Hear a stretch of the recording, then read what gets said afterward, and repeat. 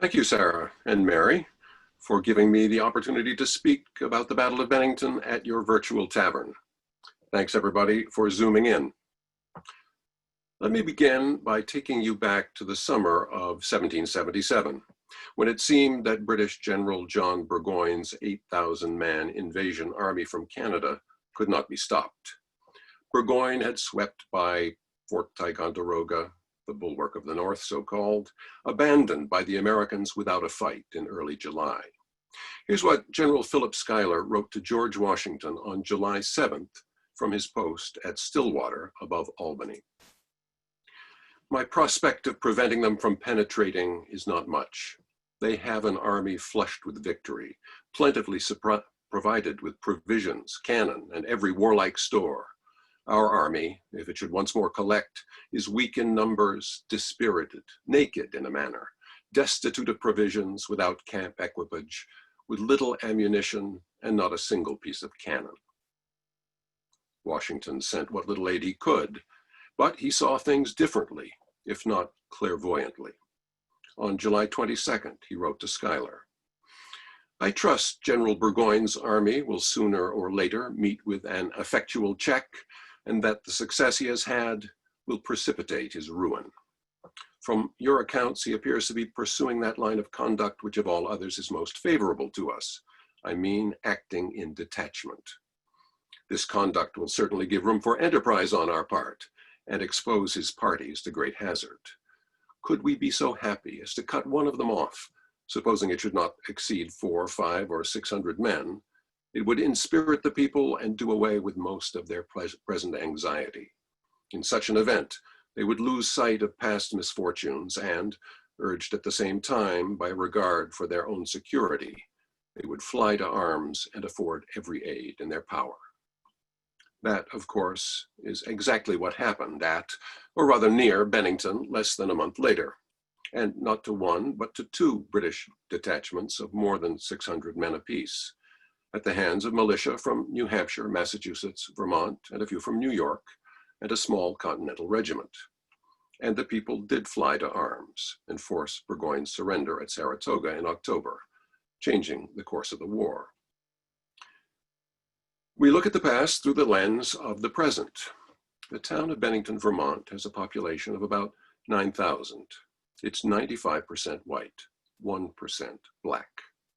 Yet in 2014, Bennington elected a Black community activist named Kaya Morris, born and raised in Chicago, to a seat in the Vermont House, and re-elected her in 2016. During the run-up to the 2018 election, however, Morris announced that she was resigning her seat, citing racial harassment on social media and threats to herself and her family by a white supremacist, originally from Queens, who had also settled here. An investigation by the Vermont Attorney General determined that although there had been verbal abuse, no laws had been broken. The whole situation brought on some soul searching in what is the second whitest state in the nation. While this was going on, historian Lyon Miles of Stockbridge mentioned to me that a Black man had been killed at the Battle of Bennington as a member of Colonel Seth Warner's Continental regiment, known as the Green Mountain Boys. The Green Mountain Boys and the Battle of Bennington loom large in Vermont's historical identity and as most Vermonters conceive it. I had never heard of or looked for Black participation in the battle, but I thought with Mr. Miles's help, this would be a good time to investigate. Of course, it's not easy. 18th century African Americans left behind few family Bibles or church records, or property deeds, or gravestones, or other memorials, or even, in a few cases, their names, as these town records from the Berkshires attest. And now, Sarah, you can begin the slideshow, please.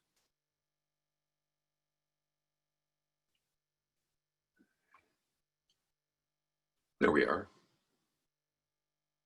Great, thanks. Military records have more to tell. The two principal kinds of Revolutionary War sources help document the services of African Americans. One is the muster rolls, the other the pension files from 1818 and 1832, and even later years. Blacks had the same rights to pensions that white veterans had, and some of them, or their widows, applied for and were granted pensions. I'm going to show you material from 2 pension files. Here is a page from the file of Pompey Woodward, who was 70 years old in 1832 when he made his declaration of service. Next, please.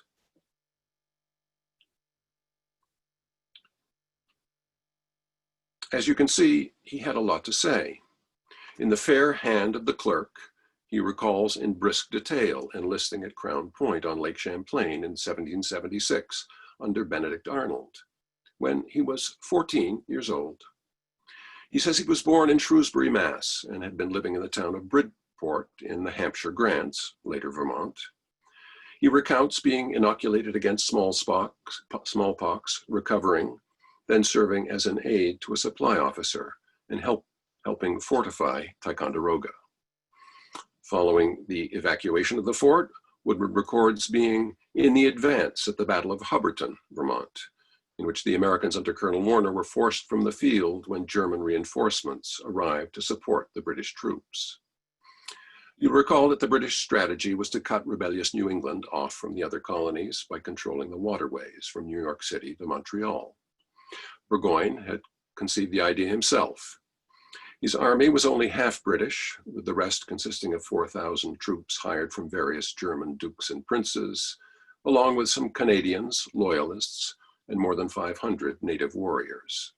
Here's a map of the campaign from Champlain south. After Hubbardton, Pompey Woodward retreated with the Northern Army to Castleton, and a month later he was at Bennington at the time of the battle, although evidently he did not fight in it. He reports that he saw the British prisoners, 700 of them, brought in, and, serving as a guard, that he witnessed a disturbance as panicked German captives tried to break out of the overcrowded meeting house, and some were shot dead. Woodward remained at Bennington for 2 months until Burgoyne surrendered.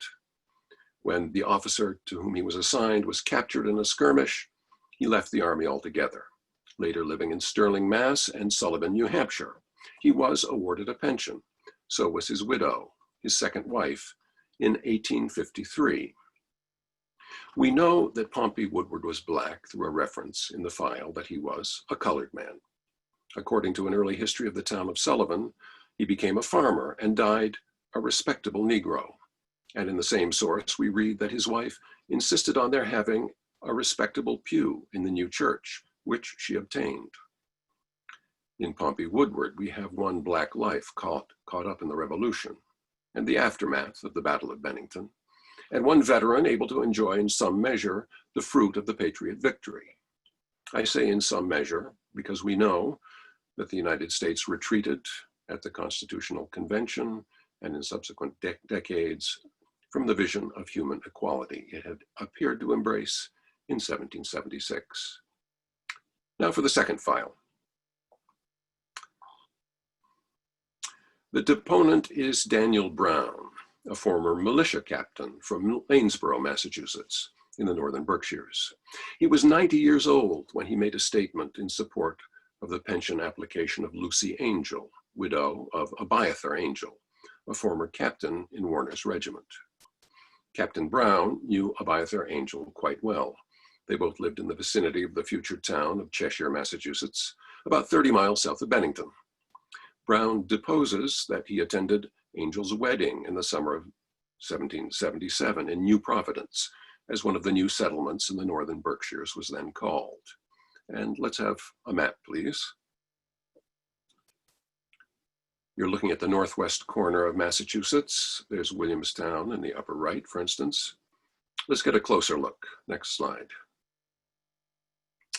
Brown also testified about Captain Angel's recruiting activities in 1777. Here's the relevant portion of his deposition. Next one. It's a little hard to read. Lyon Miles had the scholarly zeal to decipher it. I'm going to enhance that image for you to make it a little easier. That's much clearer. Or not. Brown said that Angel was a recruiting captain until into the year 1777 at or near the time of Bennington battle. I remember after the Battle of Bennington, seeing a black man on the ground that was mortally wounded. This black man was enlisted by Captain Angel. When Brown saw the dying man, he realized that he knew him, although he doesn't recall his name and perhaps never knew it. What we get from the deposition is a strong visual memory of the fallen black soldier, a memory that had stayed in Brown's mind for 60 years before emerging as anecdotal proof of Angel's service in the war. Here's a muster roll for Captain Angel's company, dated June 14th, 1777. Let's zoom in. Next one, please. The name of Sippo Ives appears on this roll. His death is recorded on this return from 1780. Next one. And a detail, please. Next slide. 5 men are listed as having been recruited from New Providence, but only one of them, Private Sippo Ives, is named as having been killed at Bennington Battle. He was one among roughly 30 patriots who died at the battle. And here's a final pay record for Sippo Ives' term of service, dated 1780. None of the 100 or perhaps 130 other men that Warner led into battle on August 16th was reported killed. So I think we can say without a doubt that Sippo Ives was the mortally wounded black man seen by Daniel Brown, and who was marked as having died on August 17th, the day after the battle. Even without Brown's testimony, we could have surmised that Sippo Ives was black, as the DAR did in its 2008 listing of African-American patriots of the Revolution. Sip's first name gives him away, as did Pompey Woodward's. Sip, or Sippo, is from Scipio, that is, Scipio Africanus, the Roman general who defeated Hannibal in North Africa in the 3rd century BCE. It was a common black name in the 18th century, along with those of other Roman leaders such as Caesar and Pompey and Cato. The name Sip has a later history too, and even shows up, slightly altered, if I'm not mistaken, as the first syllable in Walt Disney's Zippity-Doo-Dah, which is based on an old minstrel song. As for the surname Ives, it's an old French and English name. Sip Ives or his New World forebears must have taken or been given the family name of his owner or employer. But who was he? Where did he come from? And how did he come to die at the Battle of Bennington? There are only a few things we can say with certainty. We sometimes have to turn, as all historians do, to circumstantial evidence or to conjecture from what we know of the lives of other Black Yankees, to use the title of William Pearson's 1988 study. We know, for example, that New Providence, the town from which Sip Ives was recruited, was settled by Baptists from Rhode Island in 1767. We know that New Providence had at least 4 enslaved persons, according to an early town history. When the Brunswick surgeon Julius Vasmus passed through Williamstown with other German prisoners after the Battle of Bennington, he noted in his journal that at most houses one saw black slaves and many children. We don't know when Sip Ives arrived in New Providence or under what circumstances. We don't know his age or place of birth or who his parents were. We can assume, of course, that in the not very distant past, probably 1, 2, or 3 generations before, and in any case, since 1619, they had been brought to America from Africa, probably via the West Indies, as slaves. After the middle of the 18th century, the majority of Blacks in New England were native-born. The mere fact of Sip Ives having had a last name suggests a degree of assimilation to white New England society. Sip Ives could have been enslaved, or he could have been free and served a particular family or household as a household servant or laborer. He evidently owned no land himself, although there were free Black farmers in Western Massachusetts who did. He would probably be invisible to history if he had not enlisted in Warner's regiment in the winter of 1777, which he could have done on his own or at the bidding of his master. A German officer traveling through the Berkshires that winter remarked that a slave could take the field in his master's place, Hence, you never see a regiment in which there are not Negroes, and there are well-built, strong, husky fellows among them. Baroness Riedesel, wife of the German commander in Burgoyne's army, writing from Westfield in the wake of the surrender at Saratoga, corroborates this claim. The Negro can take the field in place of his master, so you do not see a regiment in which there is not a large number of blacks. So visible to those observers, so invisible, I suspect, to the minds of most New Englanders in our time. If enslaved, Sippo Ives would have been promised his freedom if he enlisted, and if he was free, the monthly wages of 40 shillings or £2 might have been enough as an inducement in themselves. It would not be surprising if, like most settlers in New Providence, Sippo Ives had come from Rhode Island.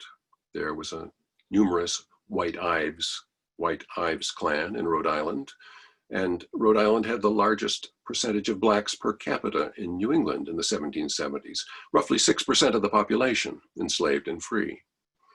Many blacks worked in the ports as laborers and artisans, while others cultivated crops. One of those ports, Newport, of course, was one of the centers of the North American slave trade. But it's also possible that Sippo Ives came north from Connecticut, as so many did. William Ives had been one of the first settlers in New Haven in 1639, and the town of Wallingford in particular had many Iveses, some of whose members moved to Western Massachusetts in the 1760s and 70s. Amasa Ives of Adams fought at the Battle of Bennington, and John and David Ives both served that year in the Berkshire Militia under Colonel Simons. And if not from Connecticut, Sippo Ives might have been part of the migration of settlers from eastern to western Massachusetts in the years following the end of the French and Indian War. There were 6,000 blacks in Massachusetts in 1776, 1,000 of them in the western regions, 216 in the Berkshires. I haven't yet uncovered a birth or baptism record for Sippo Ives, though one may exist. If any of you are experts in African American genealogy, I invite you to search. We do know that Sippo Ives was not the only black recruit from New Providence to enlist in the winter of 1777. Let's go back to Captain Angel's muster roll. It's the next slide, please. Simeon Grandison, who enlisted the same day as Sip, was also colored, as an early town history of Scituate, Massachusetts terms him. He died there in 1835 at the age of 89, having been awarded a pension in 1818 on the basis of 3 full years of service. And if he was black, surely Charles Grandison, probably a brother, was black also. And perhaps Jonathan Grumman was black, though John Whiting, who was killed at Ticonderoga, was evidently white.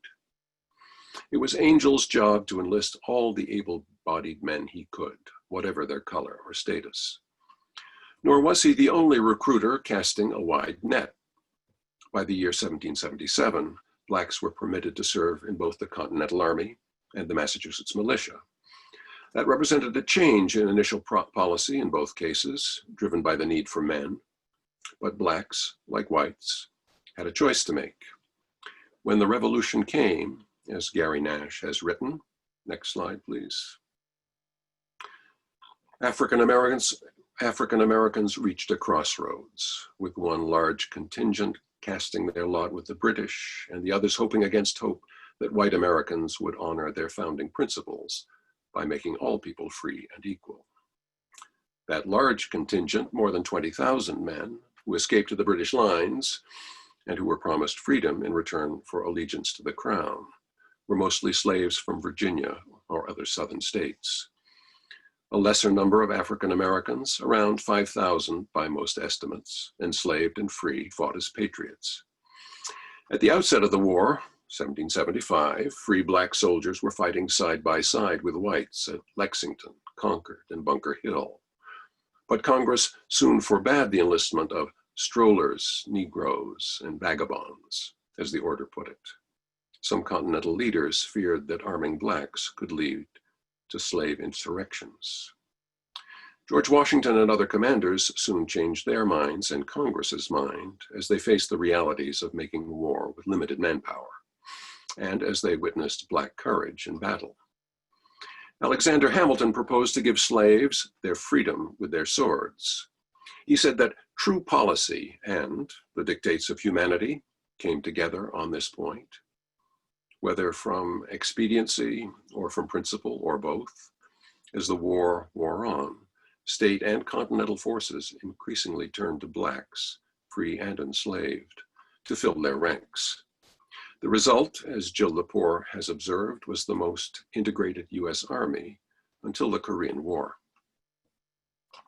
General Philip Schuyler, commander of the Northern Department, until he was replaced by Horatio Gates in mid-August 77, took a dim view of the black soldiers entering Continental forces. In July of that year, he wrote to General Heath, among others, complaining about the poor results of the year's recruiting push, saying that 1/3 of the few who have been sent are boys, aged men, and Negroes who disgrace our arms. Then he added, "Is it consistent with the sons of freedom to trust their all to be defended by slaves?" Schuyler owned 30 slaves himself, and he appears to be more concerned here for the honor of his social or political class than about the paradox of sending slaves to defend his freedom. The irony, let's call it that, of a nation in which most blacks were enslaved, using black soldiers to fight a war for liberty, was not lost on everyone. When a fellow delegate to Congress from Virginia floated the idea of paying a bounty in Negroes to promote white enlistment, James Madison replied, "Would it not be as well to liberate and make soldiers at once of the blacks themselves?" He continued, "It would certainly be more consonant to the principles of liberty, which ought not to be lost sight of in the contest for liberty."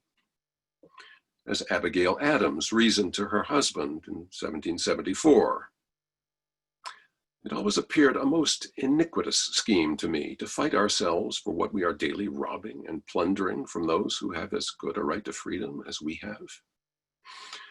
You've probably all heard the next one from Samuel Johnson before, but to me it never gets old. How is it that we hear the loudest yelps for liberty from drivers of Negroes? One more from Harriet Beecher Stowe, looking back. They fought for a land that had enslaved them and whose laws, even in freedom, oftener oppressed than protected. As we all know, the US government failed to put its declared principles into law in the matter of slavery, but some state governments did away with it, led by Vermont, which was not yet a state in its 1777 Constitution. Massachusetts courts effectively retired slavery in 1781 in the face of legal challenges, such as that of Mum Bat of Stockbridge, who cited the words of the 1780 Massachusetts Constitution in her suit, won her freedom, and became Elizabeth Freeman. Now back to Sippo Ives. Although we know little of him before he enlists, once he joins Warner's regiment of Green Mountain Boys, we can track his general movements. Let's have the flag of the Green Mountain Boys, please. I want to be careful with the use of that resonant term, Green Mountain Boys. It seems that it was first used around 1770 by Ethan Allen and his associates, including Seth Warner, as the name for the group who defended land titles granted by New Hampshire against claims to those same lands issued by the state of New York. The boys were an unofficial citizen militia, and in New York they were called the Bennington Mob. While they contended as best they could in the courts of New York, which, as new scholarship informs us, wasn't very effectively, they also worked by intimidation, beatings, the destruction of property, and pamphleteering. The outbreak of hostilities in Massachusetts in 75 led the boys to turn their efforts from property disputes with New York to war against the British. When Ethan Allen and Benedict Arnold led a group of Green Mountain Boys and militiamen from Connecticut and Massachusetts in the surprise capture of Fort Ticonderoga, and Seth Warner took Crown Point, the boys found sudden fame and a new purpose. Congress authorized them as a regiment, and New York State held its nose and opened its purse to pay for them. Warner was elected commander. Sippo Ives enlisted as part of a recruiting campaign in early 1777, as plans for the British invasion from Canada were taking shape in London. After Ticonderoga fell, Warner's regiment took heavy losses in the rearguard action at Hubbardton. At least 3 black soldiers from New Hampshire Continental regiments, Titus Wilson, Asa Perham, and Nicholas Vintram, took part in that battle. And the previously mentioned Simeon Grandison of Warner's regiment also fought at Hubbardton. And it's logical to think that Sippo Ives was there too. With the pursuing British forces pausing in Castleton, General Schuyler ordered Warner to patrol the dangerous area to the north of Manchester and to deprive Burgoyne of cattle and other supplies that loyalists were forwarding to his army from the region. In the meantime, the newly self-proclaimed independent state of Vermont appealed to the state of New Hampshire for aid, with the logic that if we collapse, you're next. And New Hampshire responded by persuading General John Stark to accept an independent command. Stark was popular and close to 1,500 men enlisted, although only half that number were in Manchester on August 7th, when Stark arrived to take command and confer with Warner and General Lincoln. Warner went with Stark and his New Hampshiremen to Bennington, leaving command of his own troops in the hands of Major Safford. As soon as it became clear on the morning of August 14th that a British force was advancing on Bennington, Warner sent word to his regiment to come down immediately from Manchester, as Stark dispatched part of his forces to reconnoiter. An alarm was also sent to militia commanders in western Massachusetts, many of whose men arrived on the evening or the day of the battle. It took a day for Warner's men, many of whom were out on a scout, to be assembled. They began to march on the morning of the 15th, Sippo Ives no doubt among them. It rained hard. The men marched through mud till midnight, camped a mile north of Bennington, spent the morning of the 16th drying out their equipment, passing through town to have breakfast and pick up ammunition. They were somewhere between Bennington and the battlefield, 7 miles west of Bennington, when fighting began around 3 p.m. They stopped at Stark's camp to refresh themselves with a ration of a gill of rum, that's 4 ounces, and water. And then, now I know you want those troops to arrive at the battlefield, but I have to pause a moment at the rum. Surgeon Vosmus noted that every American soldier carried a wooden flask with rum in it. In fact, he said, when captured, that many of the patriots were drunk. Stark knew how essential rum was to patriot morale and performance. He had asked the New Hampshire Committee of Safety to procure a supply of it for his troops, as there is none of that article in them parts where we are a-going. Stark later recorded that 2 hogsheads and a barrel of rum, more than 150 gallons, had been consumed by his troops, which they had much needed. And there was a black presence in that rum.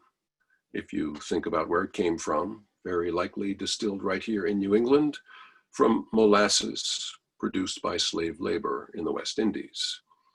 The elixir of victory at the Battle of Bennington was literally the distillation of a global economy in which the enslavement of Africans and the wealth created by slave labor played an indispensable role.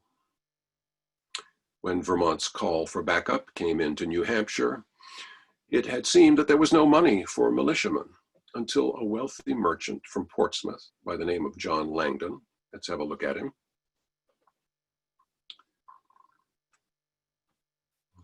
Give me John Langdon, please. Thank you. He was then serving as the Speaker of the New Hampshire Assembly, later as a US Senator. He volunteered $3,000 in cash, his silver plate, and the proceeds from the sale of 70 hogsheads of Tobago rum that he had in his warehouses. Langdon had made most of his money in the West India trade. It's where more than 80% of New Hampshire's exports went. Although, unlike a number of his fellow New Englanders, he did not deal in slaves, only in products made with their labor.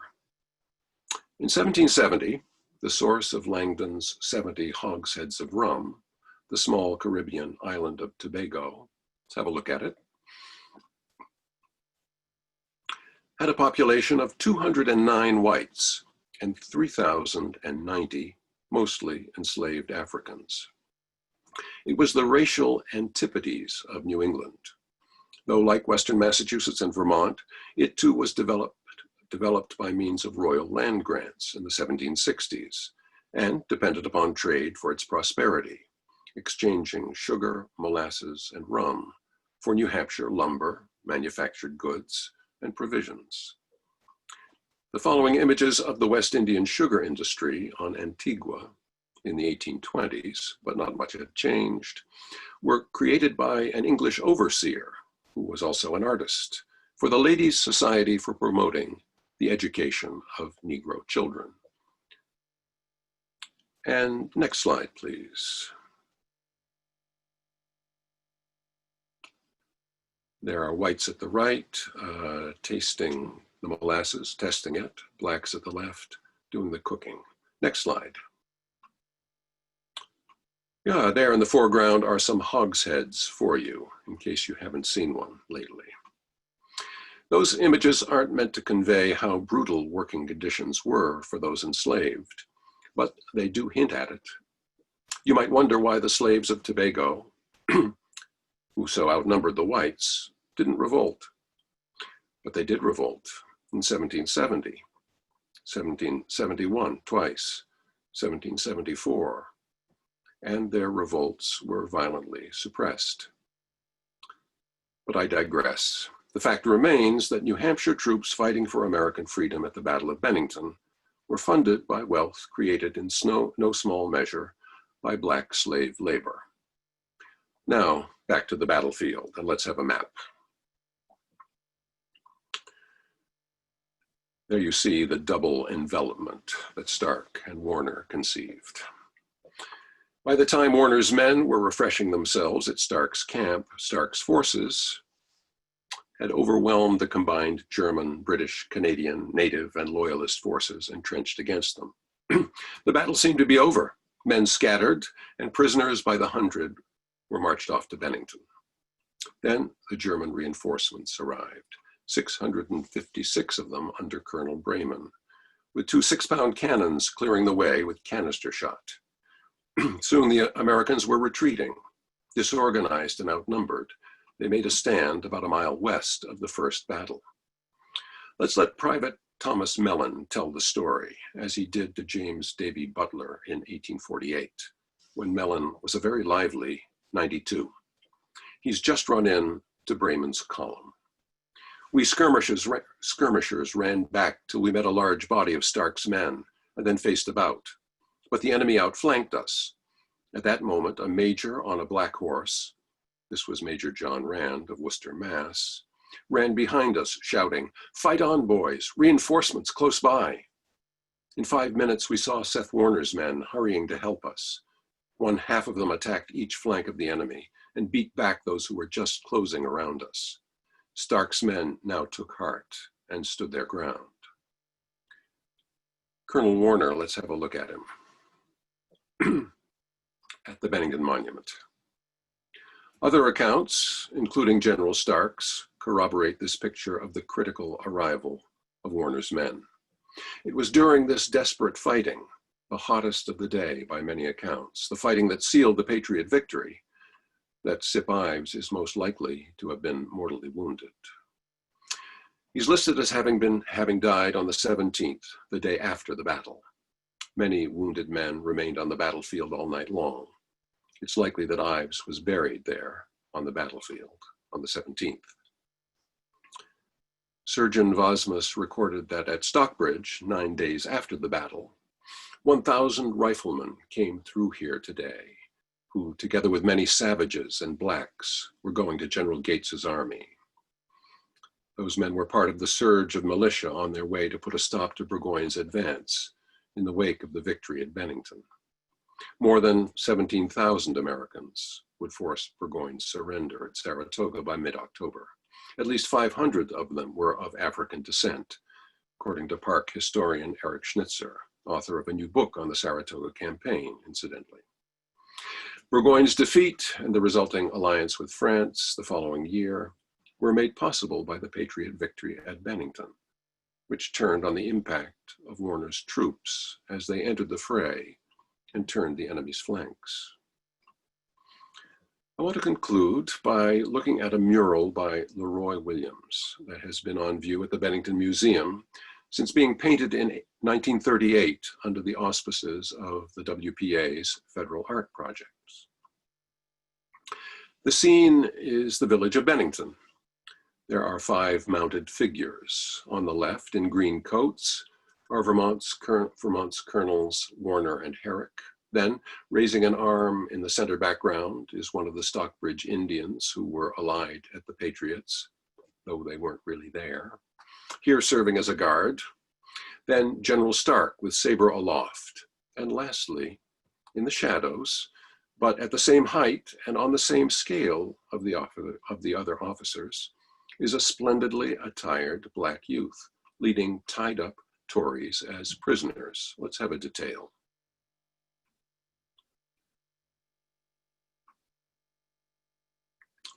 Leroy Williams had several secondary sources available for this figure, including William Nell's 1855 Colored Patriots of the American Revolution.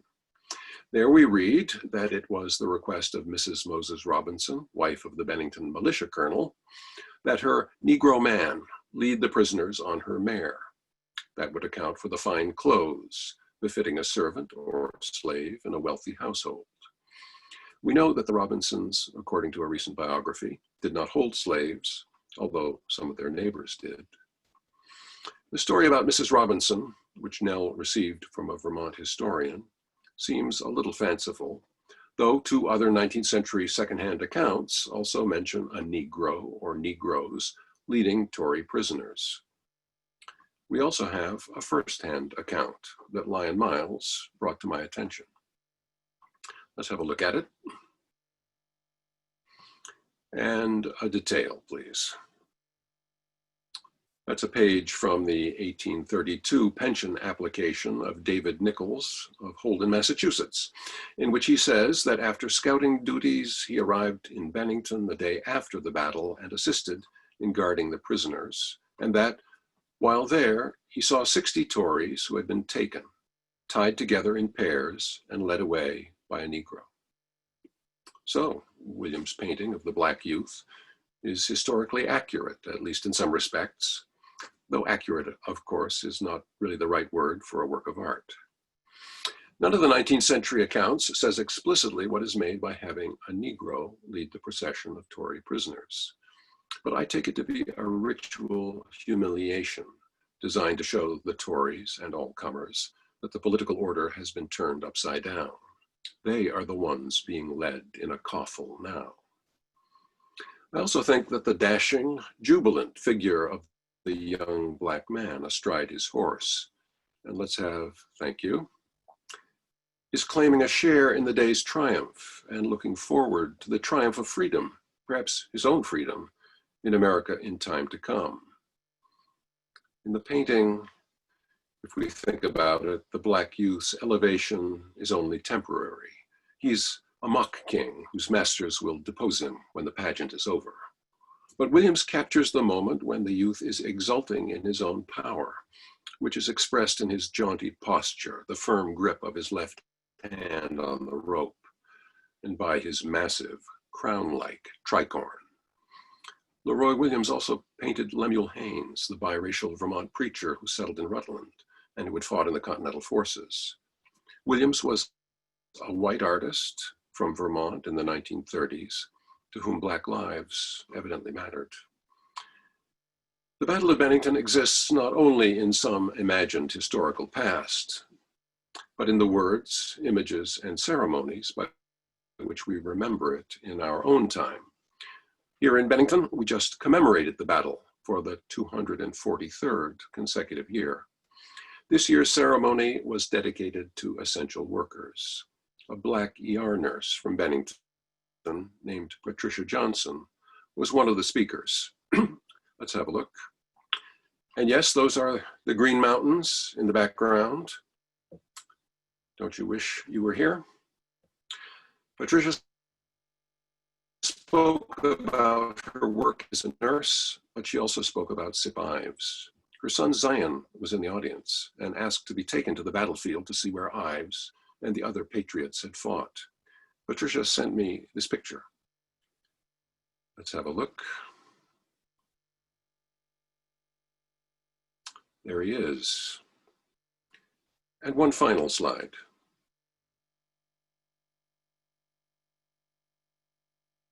And I'm happy to take questions or respond to comments. Thanks.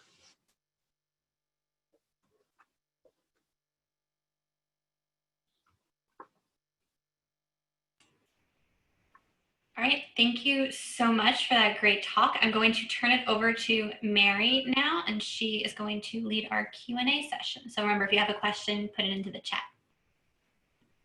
Thank you. I don't see any questions yet, but I see a lot of, wow, that was amazing, and thank you so much. So I would like to say thank you as well. I thought that was really wonderful. I learned a lot.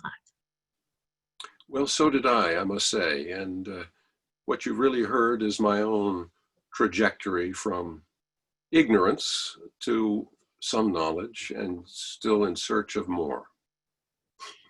Yeah, it's always interesting when you learn new tidbits and you kind of fall down a giant rabbit hole. And I usually kind of, when I stumble upon documents that say they like supplemented a slave to go fight for them in the Continental Army because they could, I always wondered what the percentage of was that they were sent out to do.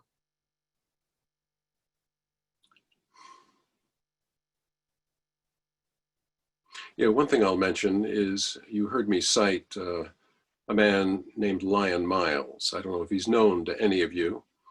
He's kind of legendary among his friends and associates and librarians around the country.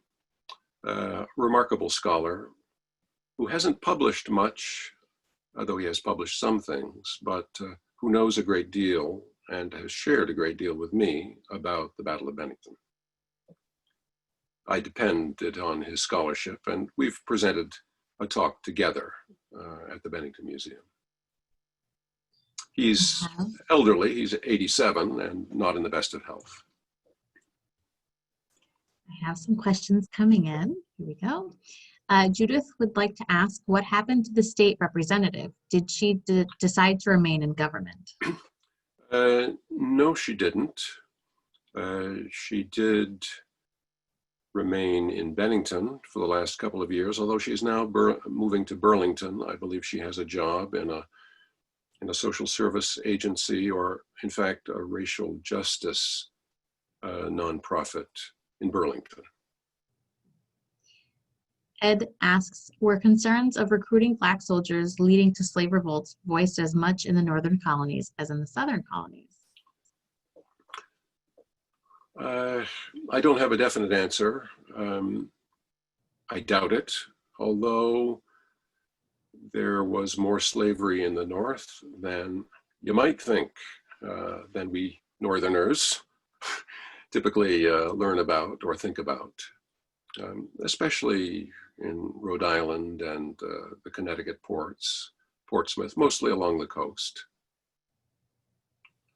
But there just weren't the numbers that there were in the South. Nor was the regime for New England enslaved Blacks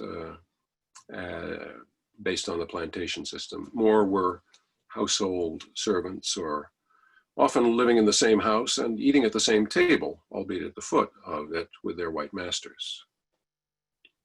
And when they gathered together, as they did, clustered together in certain communities, they maintained even some African elements in their social lives and traditions.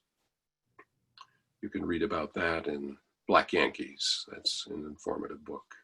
Another book I'll mention is just a tremendous work of social history, The Negro in Colonial New England by Lorenzo Green.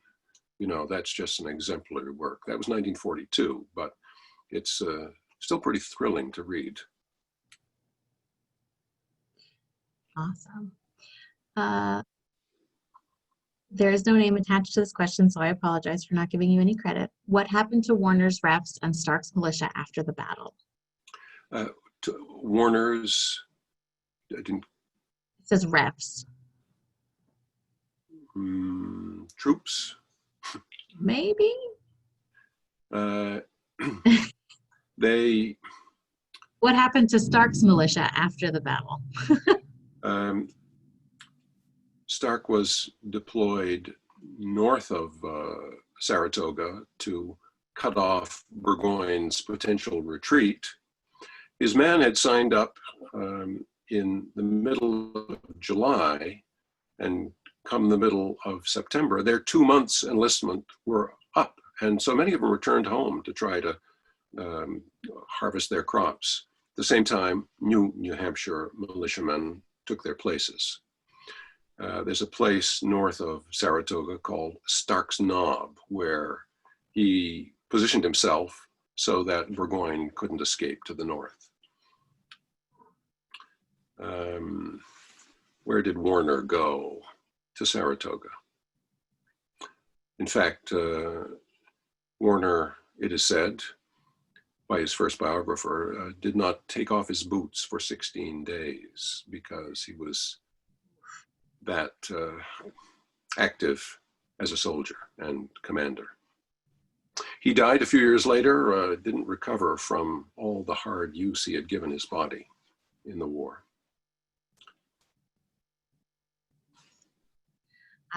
Do you want to talk about the American Battlefield Trust purchasing more of the land for the Battle of Bennington to expand it?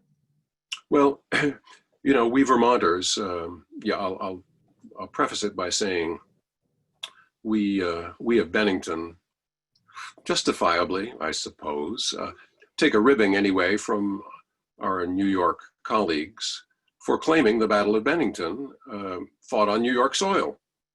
The battlefield is a couple of miles inside the line.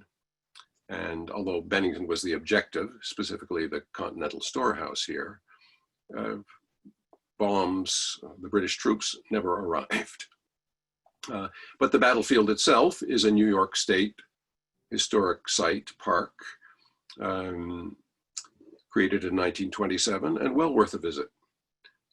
There's a hilltop, Hessian Hill, where you saw, that's where that picture of Zion was taken. And you saw some breastworks that had been erected there, logs.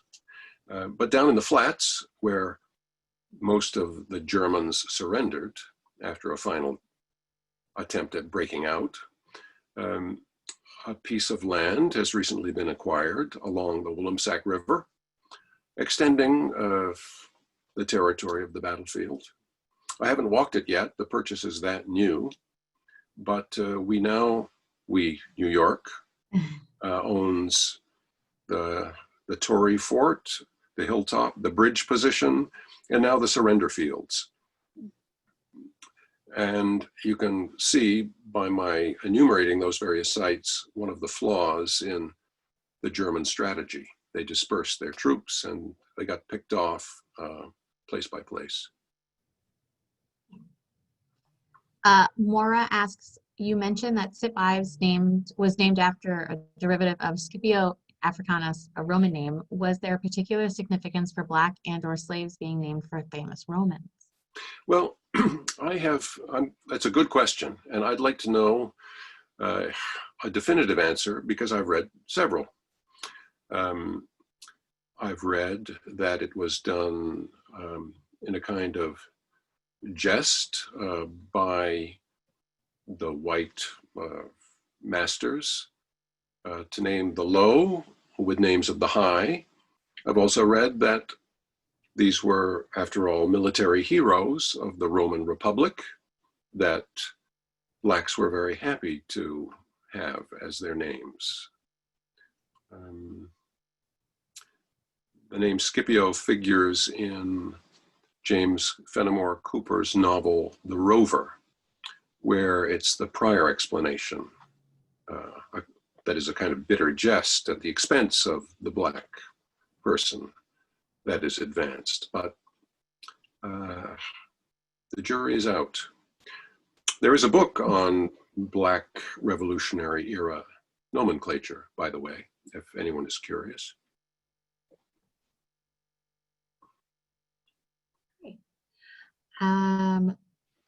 Oh, it updated. Hold on. I gotta go back up.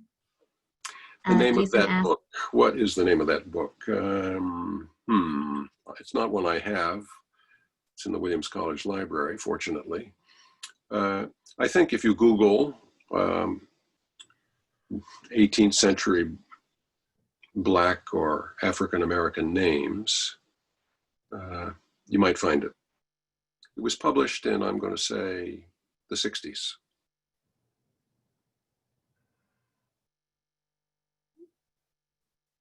I have all of these questions coming in and my chat keeps moving. Bear with me for just a second. Jason asks, how many enslaved people served in the Battle of Bennington? Do you know?